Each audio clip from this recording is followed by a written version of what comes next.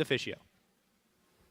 Thank you very much, Pyro. We're joined here by Gambit's AD carry Pinoy and their coach Leviathan after that win over ROCCAT. Congratulations, first up, that's 7 wins on the board in a row, fantastic. But I gotta ask you, maybe Leviathan, because you were on the sidelines and seeing that mid lane develop, some of those were gambles that paid off, maybe luckily for you guys. Yeah, I don't know. I think I don't even know what to say. I'm still in shock from the game. And when I watch the games, like when the team is playing live, I watch it just like a kid, like a fan. I don't analyze the games when they're live. I watch them. I just get super involved in the energy. So if we're gonna reference like a specific point of the game, like I honestly don't remember. All right, I'll tell you the specific point in the game where you guys didn't go for Dragon, then you did start it, and it was super risky. You didn't manage to secure it, but ROCCAT could have just swooped in and taken it.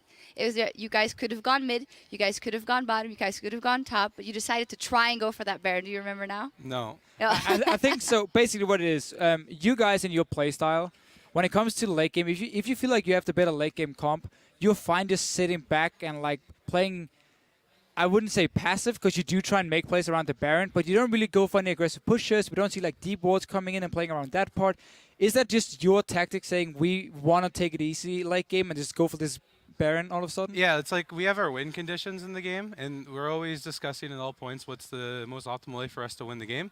And I'm sure the team had come up with an idea or a specific line that they felt was going to be the most successful. And so even though something may appear to a spectator to be more optimal, when we're in game, we decide on the line and we take the line. Sure. And yeah. And I think it's what we talked about often with shot calling. It's better all to be on the same page. And it might not be the optimal one, but as long as everyone follows that, yeah, exactly. It works for you. And don't just like split up. So for you, Pinoy, early game, we just asked you before we went live here about Kalista and Tristana lane. You said you're not going to win it when your support dies at level 2. What happened there? Because normally jungle timing, like 3 minutes and 20 seconds, is pretty normal time for the jungler to have double buff, and yet you guys got caught out. What went wrong? We knew that Lee was going around bot side, and we just didn't place the ward early enough, so we just got punished by it, because we already, 10 seconds before it happened, we discussed that they're 100% going to flash any stun us. That's what they usually do in their recent games, but we just was a bit lazy on putting the ward earlier. Okay. And normally you guys would have won the matchup, I guess? It's a 50-50 matchup. Normally you can have Tristana shoving in all the time, and that's what you usually want to do. So I shouldn't be behind the 10-20 CS as I was this game, but it's normally you're even on CS in this matchup. And we had discussed in the pick and ban phase that we don't win this game like at level 6 or pre-6, but we definitely lose the game in the early game. So it was really important that the players during laning phase were paying attention to the enemy's aggression, because yeah, like I said, we weren't going to win the game in the early, but we definitely could have lost it.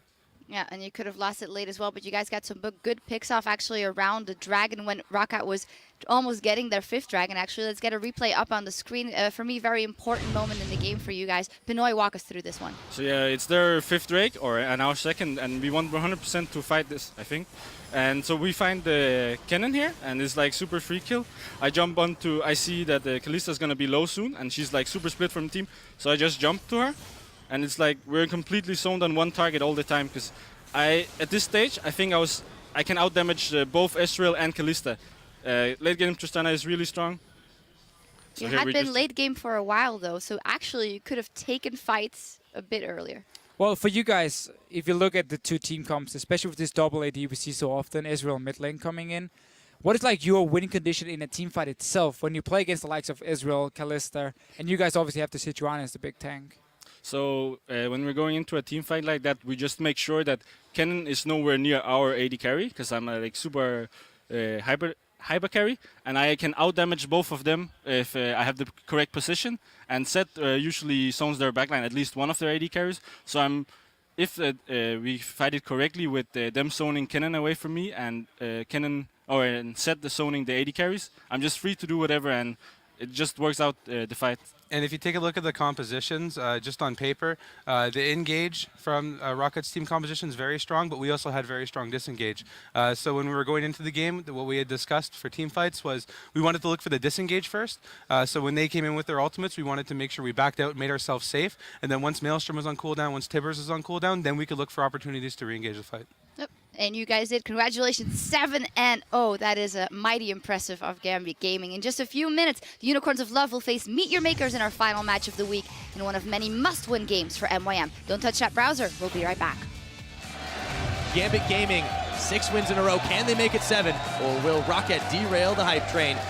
And here we go, the coin pop, they throw down the prison. Everyone is so slowed. Overpow moving right back into the middle, and he's going to get a Zhonya's at the very last second. Oh, Overpow Oh gone! my goodness, he's going to throw down the Zhonya's at the last minute. They may have distracted Kabushard, though, is going to pick up the kill. Everyone's health bars are starting to melt. The tower is already down. A pair of Zhonya's hourglasses as Overpow is going to eventually get mopped up. And then TK, guys.